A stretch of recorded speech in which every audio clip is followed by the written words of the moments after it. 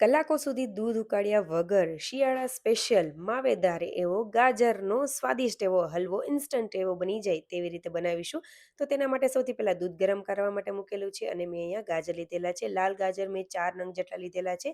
તેને મીડિયમ સાઇઝની ખમણીથી ખમણી લેશું અને આ રીતનું ખમણ તૈયાર કરીશું. ન તો બહુ જાડું કે ન તો બહુ પતલું એવું કરવાનું છે.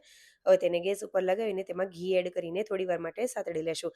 દૂધ ગરમ થઈ જાય એટલે તેમાં આપણે એડ કરી દઈશું. મેં અડધા લીટરમાં થોડું ઓછું એવું દૂધ એડ કરેલું છે.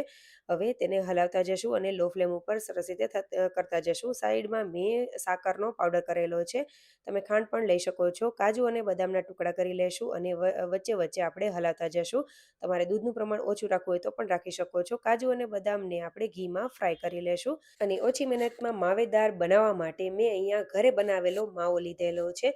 તમે દૂધનું પ્રમાણ ઓછું રાખીને માત્ર ગાજર એકદમ બફાઈ જાય એટલું જ દૂધ એડ કરીને આ રીતનો માવો એડ કરી દેશો ને, ઇન્સ્ટન્ટ અને ફટાફટ તૈયાર થઈ જાય ને એવો બને છે.